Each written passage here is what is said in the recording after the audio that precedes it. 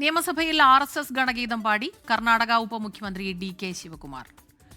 Bengaluru stadium ദുരന്തത്തെപ്പറ്റി സംസാരിക്കുമ്പോഴാണ് ഗണഗീതം പാടിയത്. ഇത് കോൺഗ്രസിനെതിരെയുള്ള ആയുധമാക്കുകയാണ് BJP. രാഷ്ട്രീയ എതിരാളികളെക്കുറിച്ച് പഠിച്ചിട്ടുണ്ടെന്ന് BJP മനസ്സിലാക്കാൻ വേണ്ടി പാടിയത് എന്നാണ് DK ശിവകുമാറിന്റെ പ്രതികരണം.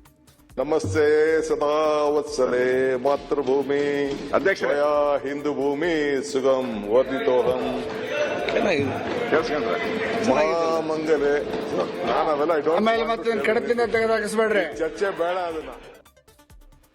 മുഹമ്മദ് റഹീസ് ചേരുന്നു വിവരങ്ങളുമായി. റഹീസ്, ഇത് കേട്ടാൽ ഒരു BJP നേതാവാണ് അല്ലെങ്കിൽ ഒരു RSS നേതാവാണ് ഇത് പാടുന്നതെന്നാ തോന്നുക. തീർച്ചയായിട്ടും അത്തരത്തിലുള്ള വിമർശനമാണ് ഇപ്പോൾ DK ശിവകുമാറിനെതിരെ പാർട്ടിയുടെ ഉള്ളിൽ നിന്ന് തന്നെ വരുന്നത്. അദ്ദേഹം ഈ ബംഗളൂരുവിലെ സ്റ്റേഡിയം അപകടവുമായി ബന്ധപ്പെട്ടിട്ടുള്ള ഒരു ചർച്ചയ്ക്കിടയിലാണ് അദ്ദേഹം സംസാരിക്കുന്നതിനിടയിൽ ചില BJP നേതാക്കൾ RSS എന്ന് വിളിച്ചു പറഞ്ഞു. അപ്പോൾ അതിനിടയിലാണ് അദ്ദേഹം ഇത്തരത്തിൽ ഗണഗീതം പാടുന്നത്. അതിന് പിന്നാലെ BJP നേതാക്കൾ തന്നെ ഈ വീഡിയോ ഒക്കെ പോസ്റ്റ് ചെയ്ത് കോൺഗ്രസിനെതിരെ വലിയ പരിഹാസമൊക്കെയാണ് ഉന്നയിച്ചത്. പ്രത്യേകിച്ച് ഈ സ്വാതന്ത്ര്യ ദിനാഘോഷവുമായി ബന്ധപ്പെട്ടുള്ള പ്രസംഗത്തിൽ പ്രധാനമന്ത്രി നരേന്ദ്രമോദി RSSനെ പുകഴ്ത്തിക്കൊണ്ട് പ്രസംഗിച്ചത് കോൺഗ്രസ് നേതാക്കളൊക്കെയും വലിയ തോതിൽ വിമർശിക്കുന്നതിനിടയിലാണ് കോൺഗ്രസിന്റെ ഉപമുഖ്യമന്ത്രി, കർണാടക ഉപമുഖ്യമന്ത്രി DK ശിവകുമാറിന്റെ ഇത്തരത്തിലുള്ളൊരു നിലപാട് RSS ഗണഗീതം പാടിക്കൊണ്ട് നിയമസഭയിൽ അദ്ദേഹം അത് പാടുന്നത്. അതിന് പിന്നാലെ രാഹുൽ ഗാന്ധി അടക്കം വിമർശിച്ചുകൊണ്ട് പരിഹസിച്ചുകൊണ്ട് BJP നേതാക്കൾ രംഗത്തെത്തി.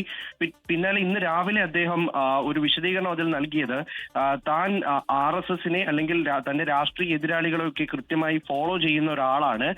അവർ എന്തൊക്കെ ചെയ്യുന്നു, അവർ ഏതൊക്കെ തരത്തിലാണ് വളരുന്നത് എന്ന് മനസ്സിലാക്കുന്ന ആളാണ്. അതിന്റെ ഭാഗമായി തനിക്ക് അവരുടെ ചില രീതികളും കാര്യങ്ങളും ഒക്കെ അറിയാം എന്ന് മറ്റുള്ളവരെ മനസ്സിലാക്കാൻ അല്ലെങ്കിൽ BJPക്കാരെ അത് ബോധ്യപ്പെടുത്താൻ വേണ്ടിയിട്ടാണ് ഗണഗീതം പാടിയതെന്ന് പറയുന്നു.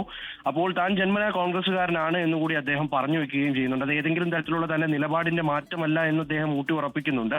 പക്ഷേ കോൺഗ്രസിനുള്ളിൽ തന്നെ വലിയ അമർഷമാണ്, വലിയ എതിർപ്പുകൾ ഉയർന്നിട്ടുണ്ട്. അദ്ദേഹം ഇത്തരത്തിലൊരു നിലപാട് അദ്ദേഹത്തിന്റെ ഭാഗത്തുനിന്നുണ്ടാവാൻ പാടില്ല എന്ന വിമർശനം ഉയരുകയാണ്. സ്മിത. മുഹമ്മദ് റഹീസാണ് കൂടുതൽ വിശദാംശങ്ങളുമായി നമുക്കൊപ്പം ചേർന്നത്. ലോകത്തെവിടെയായാലും ഏത് സമയത്തും 24 വാർത്തകളും ഓഗ്മെന്റഡ് റിയാലിറ്റി പാക്കേജുകളും എക്സ്പ്ലെയിനറുകളും വിശദമായി കാണാൻ ഞങ്ങളുടെ YouTube ചാനൽ നിങ്ങൾക്ക് സബ്സ്ക്രൈബ് ചെയ്യാം.